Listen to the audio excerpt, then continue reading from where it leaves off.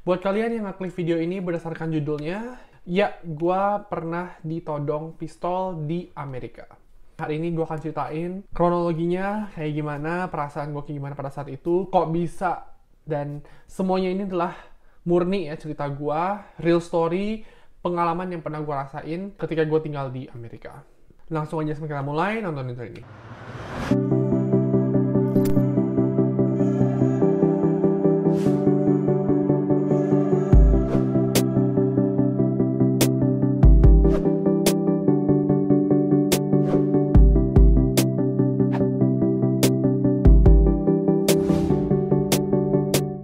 Kejadiannya kurang lebih sekitar akhir tahun 2016. Gue nggak gitu inget bulannya, tapi gue yakin banget tahunnya. Nanti gue akan jelasin kenapa gue inget banget. Oke, so kurang lebih di akhir tahun 2016, gue itu lagi iseng nyari iPhone. Karena gue pada saat itu gue pakai Samsung.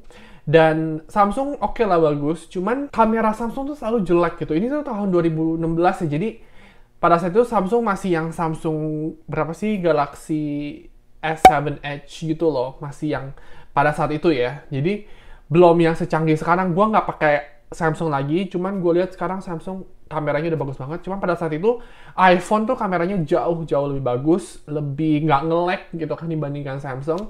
Jadi pada saat itu gue punya Samsung, tapi gue pengen beli iPhone untuk foto gitu loh. Nah, terus ada satu app, yaitu namanya Letgo. Ini gue akan taruh sini. Sekarang Letgo udah nggak ada karena dia sudah merge, alias mereka udah join ya, bergabung dengan OfferUp. Nah, Letgo ini adalah app di mana kalian bisa jual barang dan beli barang gitu. Jadi orang misalnya mau jual lampu, nah, foto lampunya, taruh di situ, masukin harganya $20. Terus orang beli, ketemuan beli. Nah, pada saat itu gue search iPhone gitu kan. Nah, singkat cerita, gue nemu satu iklan ini, satu post. Ini iPhone 7, itu harganya miring banget. Dan pada saat itu iPhone tuh baru keluar. Jadi iPhone itu kan keluar September 2016. Jadi makanya gue inget banget kenapa tahun 2016, karena pada saat itu kayak beberapa bulan setelah iPhone 7 keluar ya. Dan dia tuh ngejual iPhone 7-nya dengan harga yang miring banget. Nah, iPhone 7 tuh kalau nggak salah dulu 699 atau 799 kan. Ini dia jual kayak $400 gitu. Nah, gue mikir kayak, wow, iPhone 7 $400. Dan sejelek-jeleknya iPhone 7, pasti nggak mungkin kondisinya tuh jelek banget. Karena iPhone 7 tuh benar-benar baru keluar gitu loh, beberapa bulan yang lalu. Jadinya gue benar-benar, wah, lumayan nih kalau misalnya gue bisa dapat iPhone 7, tanpa gue harus ngeluarin uang $700, ya kan? Lumayan gitu kan. Nah, tapi ini background story ya untuk kalian ya. Gue pakai app ini untuk beli-beli barang itu bukan pertama kali ya. Jadi gue memang udah sering beli barang, beli dan jual barang. Dan awalnya itu dia bilang dia tinggal di satu area dan dia ngajak gue ketemuan tuh kayak di jalanan lah atau di mana. Nah, gue nggak mau gitu karena gue punya prinsip bahwa gue kalau ketemu itu harus di public places alias tempat umum gitu kan. Nah, jadi gue bilang ya udah di dekat rumah lu ada Rite Aid gitu kan. Ya udah ketemu aja di sana. Kalau di Indo tuh semacam apa ya? Guardian, semacam Guardian, tapi dia kalau Guardian kan biasanya di dalam mall ya. Ini dia kayak satu toko gitu. Guardian kayak apotek tapi ada jual-jual barang-barang lain juga lah pokoknya. Oke. Jadi gue bilang oke, ketemuan di Rite Aid gitu kan. Terus dia bilang oke. Nah, terus pas ketemuan itu gue bilang dong, oke nih gue udah di dalam Rite Aid. Kalau misalnya lu masuk, itu gue di situ lalu pasti ngeliat gue gitu kan. Nah, pada saat itu gue ketemu sekitar jam 6 sore ya. November-Desember itu kan jam 6 itu udah mulai gelap, tapi belum benar-benar gelap ya. Jadi kalau nggak salah sekitar jam 6 sore apa setengah 7 lah gitu kan. Ketemuan dan dia bilang gue di parking lotnya, di luarnya, di parkirannya. Ya udah gue keluar aja dong, di luar juga nggak gelap gitu, maksudnya masih kayak sunset aja gitu. Oke, terus singkat cerita gue ketemu dia di parking lot. Abis itu dia ngasih lihat handphonenya gitu kan. Terus gue pegang handphonenya, oh oke, iPhone 7 beneran warna hitam. Bukan 7 Plus ya, 7 warna hitam gue pegang, oke, gue coba kayak menu-menunya, apa kamera semua lancar, oke. Udah dong, nah terus gue biasa minta boxnya. Karena gue kalau misalnya beli handphone itu tanpa box ya, itu kadang-kadang handphone itu bisa handphone curian. Which is kalau misalnya iPhone curian itu bisa di lock, ya kan, bisa di lock sama ownernya atau sama provider atau siapapun lah. Gue selalu mau ada boxnya dan gue bakal cocokin emailnya sama email di handphonenya untuk memastikan bahwa ini tuh benar-benar box dari handphone ini gitu kan. By the way, gue lupa cerita, penjualnya adalah orang hitam. Which is gue nggak ada masalah dengan orang hitam, gue nggak takut orang hitam, gue nggak pernah ada kasus sama orang hitam gitu kan. Jadi ya udah, gue treat orang ya semua sama gitu kan. So, pas gue udah oke, gue bayar, gue minta boxnya dong. Dia bilang, oh boxnya nggak ada, ini tuh handphone kakaknya ya, sisternya.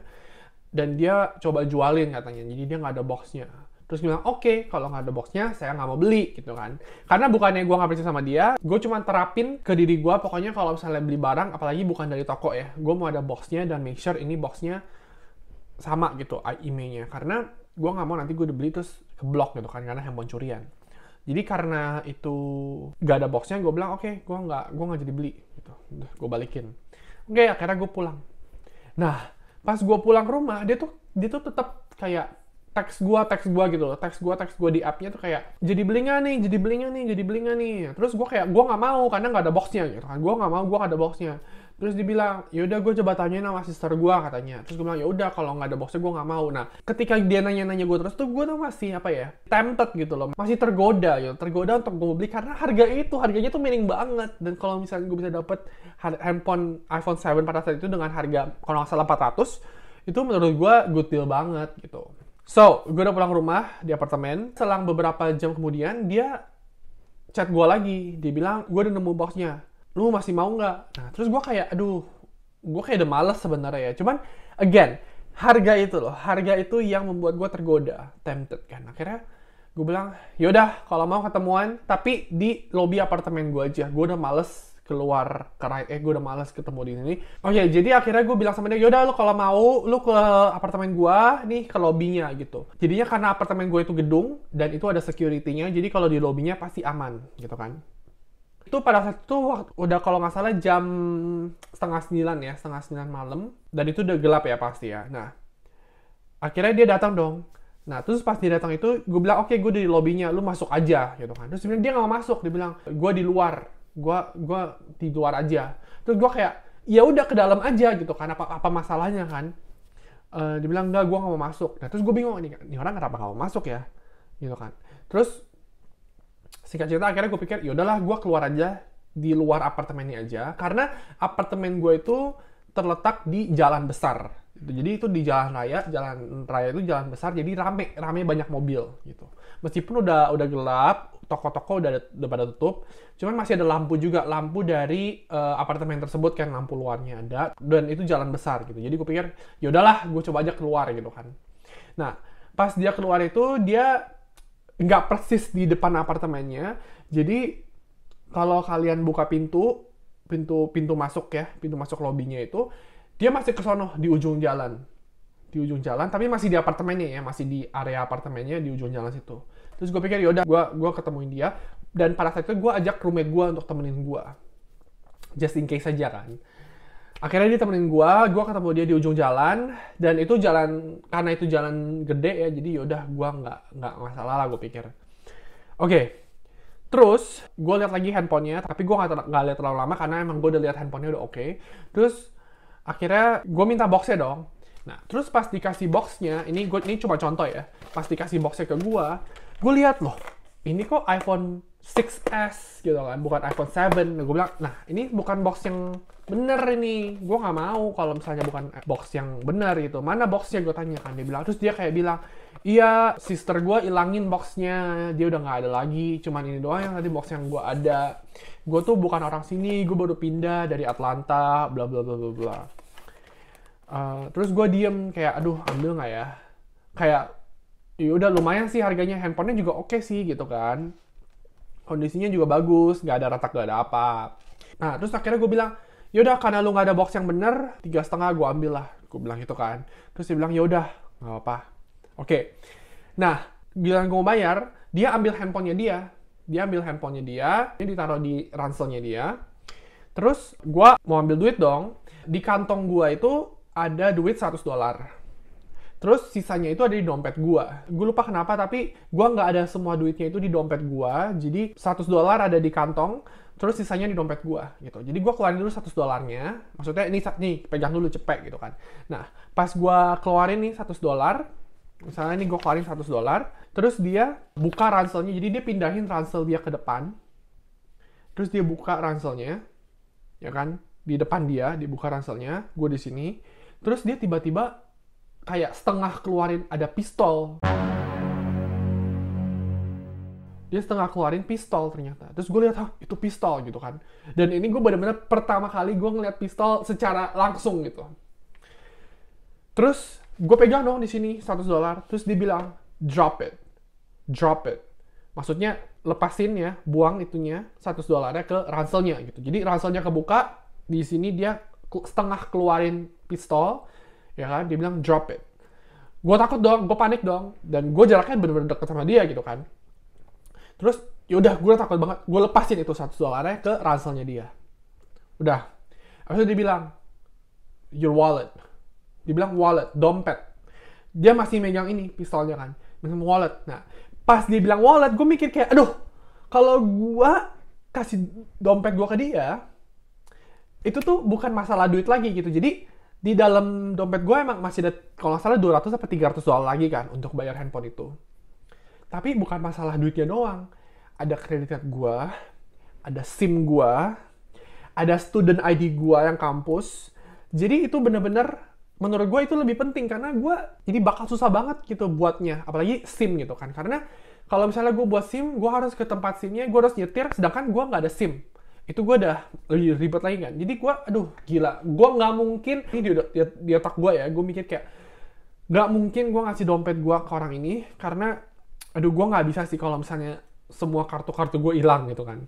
Terus gue kayak aduh gue mikir gimana ya. Roommate gue juga udah panik gitu kan. Terus pada saat itu mobil berlalu lalang, tapi mobilnya nggak berhenti, nggak apa, karena mereka juga nggak ngira ada apa-apa gitu kan. Kayak orang ngobrol aja, dia juga nggak ngeluarin pistolnya begini. Dia cuma kayak masih setengah doang, kayak orang-orang nggak bisa lihat kalau misalnya nggak ngelongok gitu kan. Akhirnya gue tiba-tiba bilang wait, gue nggak mau keluarin dompet, gue bilang wait gitu. Terus gue kayak pelan-pelan gue kayak wait gitu kan. Terus sambil mundur dikit-dikit, wait. Akhirnya dia dia grab, dia ngambil baju gue, kerah gue diambil, diginiin, ya kan. Terus roommate gue juga ada ketakutan kan, udah bingung gitu kan mau gimana kan. Karena gue mikir gini, kalau misalnya gue main lari aja, ya gue main lari masuk ke apartemennya, gue takut ditembak jir. Gue takut pas gue lagi lari kaki gue ditembak. Aduh, mampus gue gitu kan. Jadi gue juga nggak berani lari karena gue nggak bener-bener di luar pintu masuk gitu. Gue harus lari lurus dikit, kayak sekitar 7-8 langkah, baru belok kiri masuk ke pintunya gitu kan. Jadi gue kayak wait. Terus dia grab ini gue. Nah, puji Tuhannya, pas dia lagi grab gini gue, ada cewek baru turun dari Uber. Oke? Jadi dia kan turun dong, dia mau masuk apartemen, dia turun dari Uber, dia bawa koper. Dia ngeliat gue dong, di grab gini kan. Terus dia nyamperin, are you guys okay? Dia nanya gitu, bawa koper dia. Terus pada saat itu dia kayak, terus si orang hitamnya, dia grab gue, akhirnya kayak dia ngelepas gitu kan. Dia ngelepas, gue langsung lari ke dalam, sama roommate gue lari ke dalam. Nah, habis itu sampai dalam, gue bilang sama security dalam, itu gue barusan ditodong pistol. Dan gue cerita juga sama cewek tadi yang bawa koper gitu, kayak, iya, gue itu tadinya gue mau beli handphone, cuman ternyata dia ngeluarin pistol, nodong gue, suruh gue ngasih dompet gue. Terus dia bilang, wah gila, mau lapor polisi nggak? Terus gue kayak mikir pada saat itu, aduh, gue males go through atau alias ngelewatin ya segala macem ribet-ribet lagi, harus lapor polisi, ntar apa segala macem ribet gitu kan. Dan pada saat itu damage gua yang gua kehilangan ya cuma $100 sih sebenarnya kan. Dompet gua semua aman ya kan, handphone gua juga masih aman. Jadi gua mikir enggak apa-apa lah gitu. Akhirnya gua nggak lapor, gua balik ke rumah dan gua udah bener-bener deg-degan banget. Kalau nggak salah gue selama sebulan apa 2 bulan gue nggak pernah sentuh itu app, gue nggak pernah yang namanya beli, gue nggak pernah namanya jual, pokoknya nggak pernah gue gitu itu nggak pernah selama beberapa bulan lah pokoknya gue nggak pernah. So itu kejadiannya. Nah pertanyaannya adalah apakah pistol itu beneran gitu? Gue nggak tahu pistol itu beneran atau enggak karena jujur gue nggak ngelihat secara utuh ya, gue cuma ngeliat setengah doang. Ya di otak gue itu pistol beneran lah gitu kan. Roommate gue kan ngeliat juga kan. Roommate gue mikir ini kayaknya BB gun. BB gun tuh kayak bukan benar-benar pistol peluru gitu loh, kayak cuma pistol mainan lah istilahnya. Ya cuma pada saat itu gue udah panik banget, gue udah trauma banget kan. Jadinya takut juga gitu. Cuman gue benar-benar puji Tuhan kalau misalnya itu cewek ya nggak turun dari Uber ya kan, nggak nyamperin ya kan, nggak nyamperin kita loh, bisa aja dong tuh cewek main masuk aja kan, bisa dong. Itu gue nggak tahu kayak gimana kejadiannya. Mungkin gue ngasih dompet gue, atau mungkin gue coba lari gue ditembak ya kan, gue nggak tahu gitu kan. Dan pelajaran yang gue dapet ya, if something is too good to be true, it's too good to be true. Kalau sesuatu terlihat terlalu bagus untuk menjadi kenyataan, ya itu terlalu bagus untuk menjadi kenyataan, itu bukan kenyataan gitu kan. Jadi itu juga pelajaran buat gue gitu. Jangan juga gampang percaya sama orang, jangan juga ketemu orang malam-malam. Dan meskipun gue kayak di otak gue tuh kayak gue harus ketemu di public places, gue sempet apa ya, keselip dikit kayak ya udahlah kali ini, ya udahlah nggak apa-apa lah, sekali-sekali lah gitu kan. Jadi itu juga apa yang gue pelajari gitu. Oke guys, itu aja cerita dari gue. Bener-bener yang gue rasain pertama kali gue ngeliat pistol yaitu pada saat gue ditodong pistol oleh orang itu. Semoga kalian yang nonton aman-aman ya. Komen di bawah kalau misalnya kalian pernah ngalamin hal serupa, mau di Indo, mau itu di Amerika. And thank you for watching. I'll see you next time. Bye guys.